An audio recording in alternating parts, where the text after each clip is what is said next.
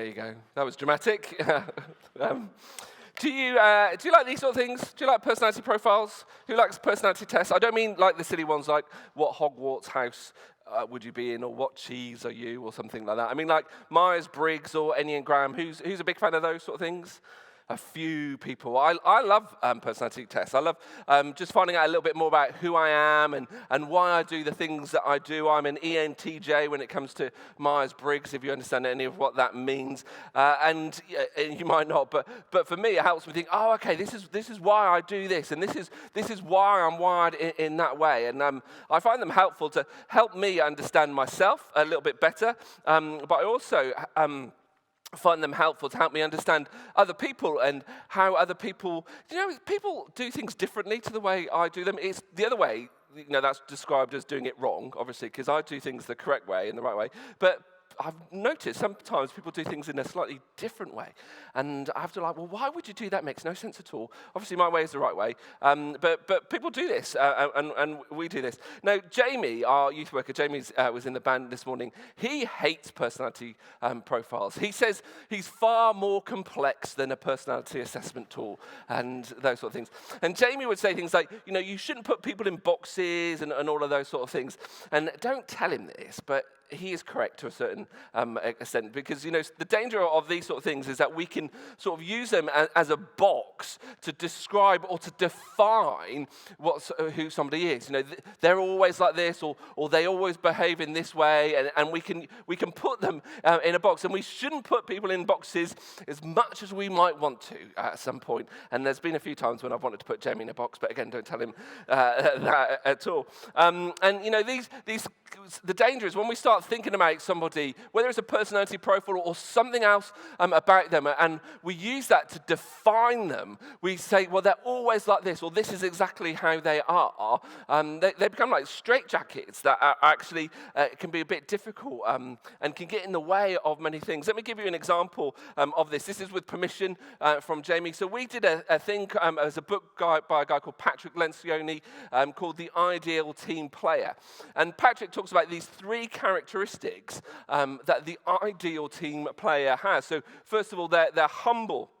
That means that, it's not all about them. They're willing to recognize their place in the scheme of things and help others and serve others and be outward looking and all those sort of things. They're hungry. That means that they're willing to work hard, that actually they want to perform well, they want to give of their best, and they want to help the team achieve the best. And they're smart. That means they have emotional intelligence. They're aware of who they are, and they're aware of the actions that they have and how that impacts the other people around them. And, the best team players, the ideal person to have in a team is somebody who has humility, who's hungry, who has that passion and that drive, and who is smart, who has that emotional intelligence.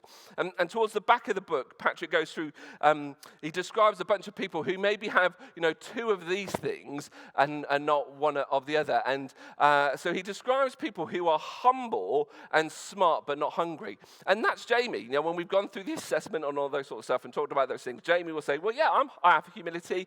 Yeah, I've got emotional intelligence, but I might not be as driven as other people. And the phrase or the picture that Patrick uses to describe people who are humble and smart but not hungry is the lovable slacker.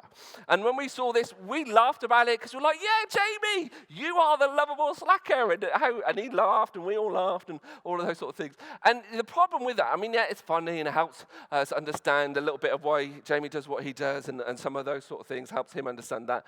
But it can be so easy for me to always see Jamie as a lovable slacker, to always see him as somebody, who has that humility, who has that emotional intelligence, but will never actually have any drive or motivation or passion to actually, work hard and all those sort of things. And that isn't Jamie at all. By looking at that stuff, actually I can restrict him and define him and put him in a box. But also, it could be easy for Jamie to think of himself in that way, to think, well, I'm just a lovable slacker, so I will just just play to the things that I can do, and I won't bother with that drive or that motivation or that passion. And the problem is that when we start to do that's the very thing that I'm talking about, that we begin to see people or define people or restrict people into this mold of being because of whatever it is, because of something we know about them. And I wonder, do you ever do this? I don't mean like in a team setting, but are there people in your life or people you come into contact with that you have defined because of something about them? Maybe there's something you see. When you see them, there's something that you see that it almost comes around the corner before them. It could be a disability, it could be an attitude, it could be a characteristic, it could be a past experience, whatever it is. There's something about this person that you can't see beyond this thing, and you've used that to define them. You've used that to shape them. You've used that to mold them. You've used that to sort of put them in a box. Do you do this? Is there people in your life that happens for when you think about them? Maybe that's you. Maybe people do that for you. When I was growing up, I was a twin, and in a certain extent, being a twin defined or shaped a little bit of who I am.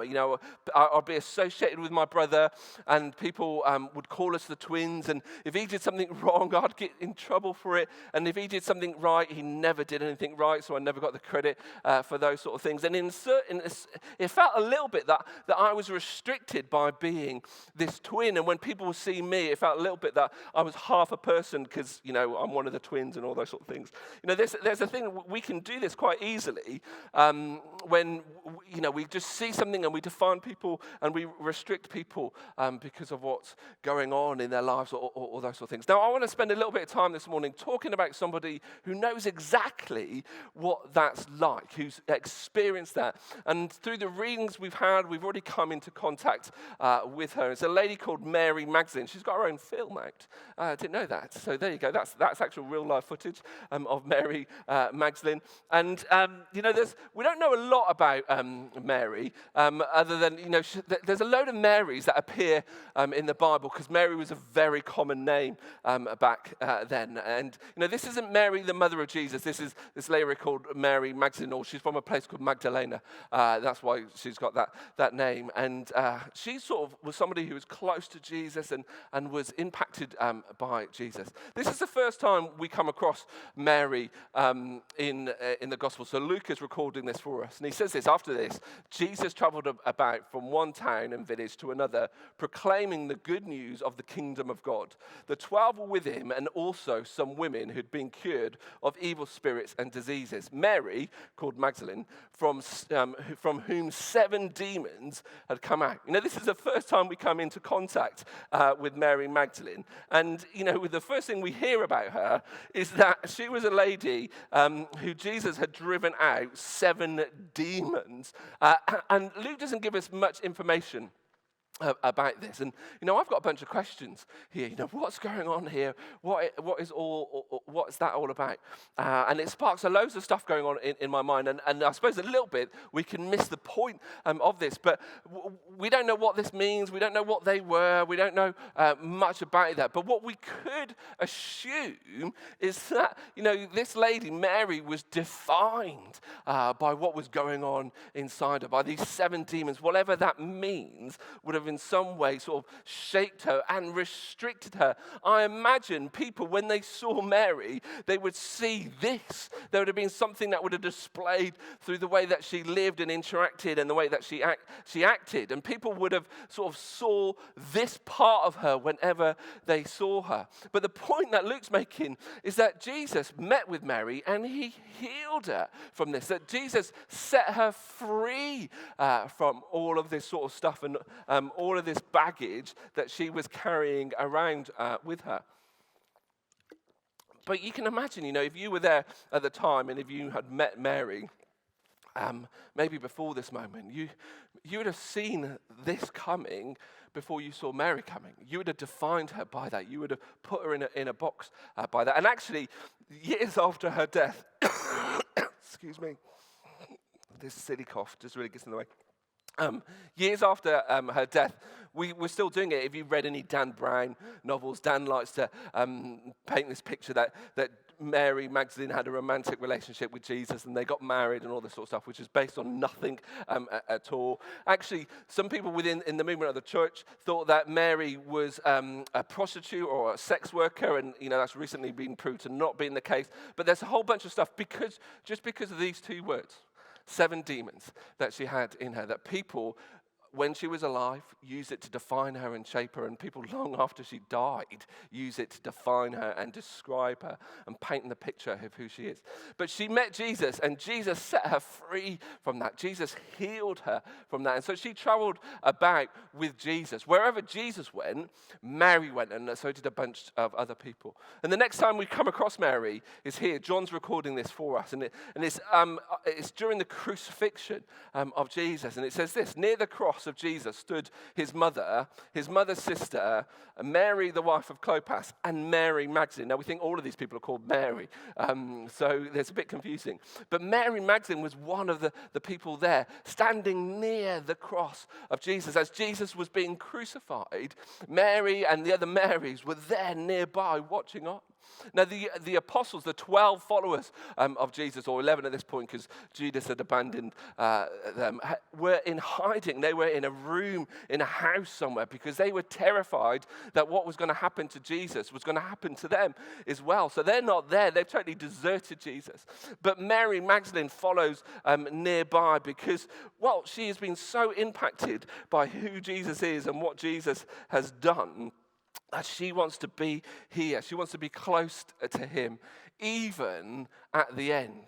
But as we know, this isn't the end. This is just the beginning. So, we read on. We're going to stay in John's version of events. And it says this: early on the first day of the week, while it was still dark, Mary Magdalene went to the tomb. So Jesus was crucified on the Friday, and they took his body down off the cross. And a guy called Joseph basically bribed Pontius Pilate for the body so that he could bury it properly. So they did that on the Friday. The Saturday was the Jewish Sabbath. It was also the festival of Passover. And there's a bunch of restrictions about what you can and can't do on that day. So they buried Jesus' body on the Friday night. And early on the first day of the week, so this is Sunday, that was the first day of their week, the first point when Mary could get up and go to be close to Jesus, she gets up and she goes to be close with Jesus. And John tells us, while it was still dark. And I think this darkness is both metaphorical and literal. Yeah, it's before dawn, and the darkness is always darker before dawn. But, the darkness that Mary is feeling right now must have been so restrictive and so oppressive. Jesus had set her free. Jesus had transformed her life. She thought that she'd find the one who was going to restore Israel and all of those things that they hoped the Messiah was going to do. And now he's dead. Now he's in a tomb. And Mary doesn't know what to do. But the first moment she gets up and she makes her way to the tomb. And as we read on, and it says this, and she saw that the stone had been removed from the entrance. So she came running to Simon Peter and the other disciple, the one whom Jesus loved, and said, "They've taken the Lord out of the tomb, and we don't know where they've put him." So, can you picture the scene? Mary is on her way to the tomb, and actually what she's going to do is she's going to prepare Jesus' body for burial. Somehow she's going to get into the tomb, and she's going to unwrap the body that's been wrapped heavily in all these bandages and spices, and she's going to redo it. And this doesn't make much sense because, Joseph has already done this. Joseph of Arimathea has done this with somebody else, that these two guys have already prepared Jesus' body for burial. Yet Mary is going to go and do this again. Why would she do that? Well, partly because you can't trust a man to do a job properly. I think that's the thing. But such is her devotion to Jesus that she loves him so much that she's willing to go into a tomb where his body has been. It's the third day since he's been brutally murdered. And she's going to unwrap that body and rewrap it. Such love, such devotion that she shows to Jesus. And she gets there, and the stone is gone, and she doesn't know what happened. So she legs it back, and she finds where the disciples are, the apostles are. And she says to them, "Look, they've taken the Lord out of the tomb. I don't know where they've put him. So Peter, and we think it's John, runs back to the tomb, and they find it as Mary has described. And they go in, and Jesus is in there, and then they go back to the house. And they're not sure what has happened, but Mary stays nearby. It says this, "Now Mary stood outside the tomb crying. As she wept, she bent over to look into the tomb." She is absolutely broken by what is going on. And, she doesn't know what to do. So she just stays there by the tomb weeping. And as she looks in, she sees this strange sight. She saw two angels in white seated where Jesus' body had been, one at the head and one at the foot. And they asked her, "Woman, why are you crying?" "They've taken my Lord away," she said, "and I don't know where they've put him." See, Mary is convinced of two things at this point. She's convinced that Jesus is dead, and she's convinced that somebody has taken his body. That's the same thing that everybody was convinced at this point. Jesus is dead, and they've taken his body. And, so she's like, I don't know what to do. And she's staying there, where have they put him? And the angel said this. At this, she turned around and she saw Jesus standing there, but she didn't realize that it was Jesus. He asked her, "Woman, why are you crying?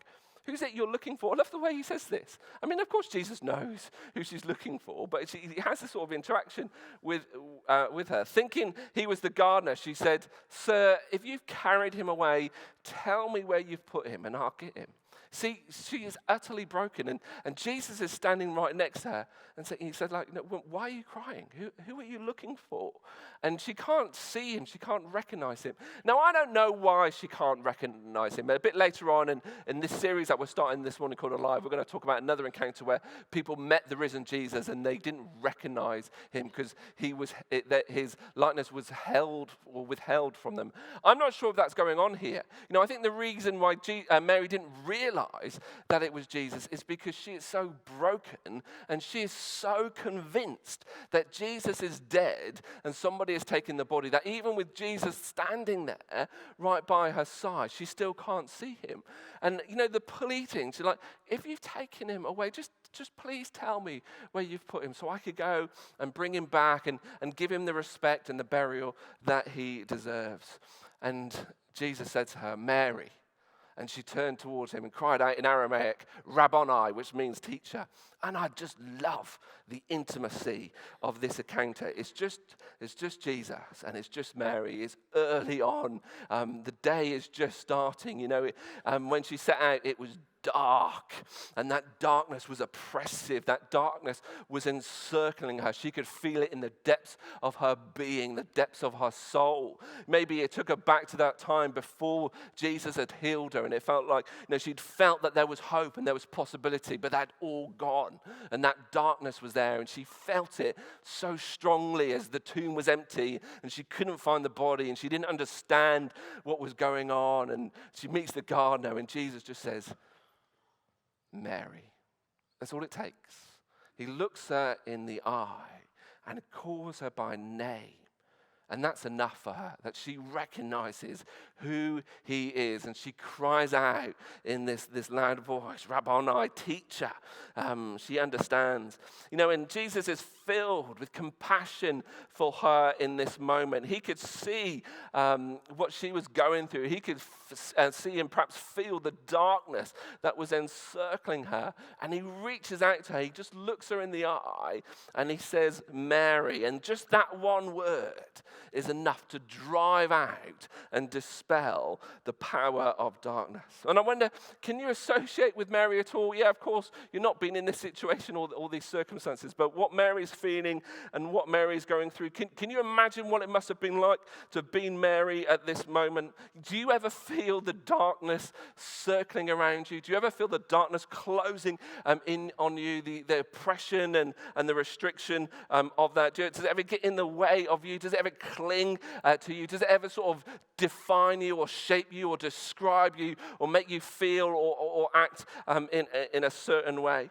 We go through those moments of life where we feel just like this. We feel broken. We feel lost. We feel unsure of what to do. And I think Jesus does the same thing for us in those moments as he did for Mary. That Jesus walked up to her and he looked her in the eye and he called her by name. And I think he does the same for each and every one of us. That when we find ourselves in those dark and difficult places, he will look us in the eye and he will call us by name. And give us hope and restore us. And we read on, Jesus says, don't hold on to me, for I've not yet ascended to the Father. Go instead to my brothers and tell them, I'm ascending to my Father and your Father, to my God and to your God. Suddenly, everything has changed. She was convinced that Jesus was dead. She was convinced that they'd hidden the body or stolen the body, and now she's standing face to face with her risen Lord and Savior, and she realizes who Jesus truly is, that he truly is the Messiah, that he truly is the Son of God, that he's God himself. And Jesus says, don't hold on for me. There's still much to do. And I want you to go. I want you to go to my brothers, and I want you to tell them what you've seen. I want you to testify. I want you to be a witness to this. This is the first time that the risen Jesus has appeared to somebody, and Mary is the person that he chooses to appear to. What an honor. And he says, he sends her off to go and share this message. Mary is the first person to proclaim that Jesus, the good news of the resurrection of Jesus. And the amazing thing is, in this culture, Mary's a woman, and the testimony of a woman isn't valid. It's not viewed to be trustworthy. And so, I love the way that Jesus chooses to reveal himself, to appear at first to a woman, that he turns that culture on its head. I mean, for me, that's another thing that says, if you were making this up, you wouldn't do that. You wouldn't have Jesus appearing to a woman, because it just undermines the credibility of the story. But Jesus, time and time again, pushes back against those sort of cultural things that are going on, and he elevates Mary, and he gives her this new status, this new mission and this new purpose to go out and tell people about who I am. Years and years later, centuries later, Thomas Aquinas, this theologian, described Mary as an apostle to the apostles. That word apostle just means someone who is sent. And Jesus sent her to the other apostles to tell them, that I've arisen, that I'm back. I'm back on the scene. And I just love this whole encounter, because Mary's life has been totally and completely transformed again.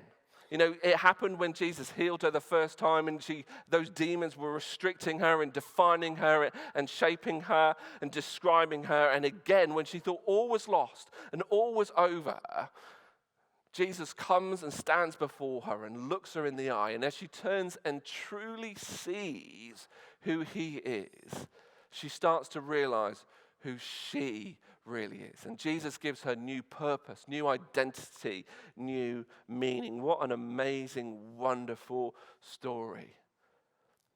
But what about you? Where are you in all of this? Let's just get the band back up on stage as we bring this to a close. What an amazing encounter. But where does your story overlap with Mary? Of course, there's so many things that are going on here that we can't understand, that we can't associate with because we're not there. But where are you held captive to the darkness of your past? Where do you allow the labels that other people perhaps might put upon you to shape you and to define you? Where do you allow the assumptions that other people have about you to just restrict you and define you and to put you in a box?